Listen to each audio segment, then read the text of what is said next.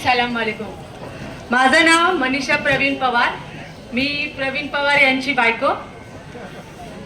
आणि मी आज इथे जे उभी आहे मी ते फक्त राजन दादांमुळे, कारण की त्यांनी जे आमच्यासाठी जे करून दाखवलं गेल्या काही 15 वर्षापासून।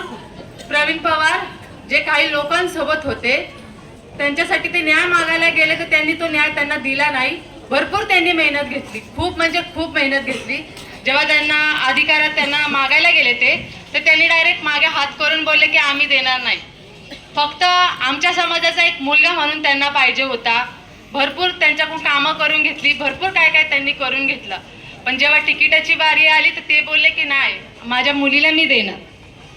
भरपूर असं काय काय जसे पण ते बाहेर पडले त्यांच्याकडून, तो घरोघरी आमच्या बिल्डिंगमध्ये जाऊन लोकांना आमच्याबद्दल की याला टळटार लागो, याच्या बायकोला टळटार लागो, याचे मुलं बाळ मरून पडतील, यांनी आमचा विश्वासघात केला, यांनी असं केलंय, यांनी आमचे पैसे पळवून नेले। आणि असं यांनी जर पैसे पळवून नेले असते ना तर मी 7,500ची मदतनीची नोकरी मी केली नसती।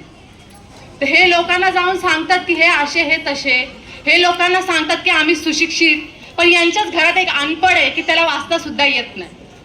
आणि तो रस्त्यात उभे राहून त्यांचे जे आहेत ना बंधू परिवार, ते गुंडागिरीचे राज्य करतात, गुंडागिरी चालवतात। यांचं स्वतःचं ऑफिस असून यांची एक बाई खाली येत नाही किंवा हे स्वतः खाली उतरत नाही।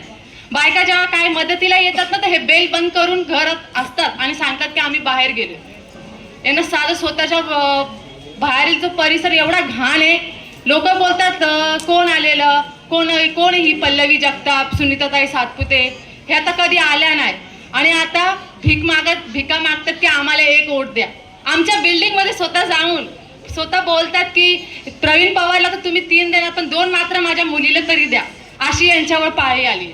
मी फक्त एवढंच सांगेल की 15 तारखेला मतदान आहे, मतदानाचा हक्क तुम्ही जाऊन मतदानाचा हक्क तुम्ही बजवा आणि आमच्या चारी पॅनलला जिंकून आणा आणि घड्याळ या बटन दाबून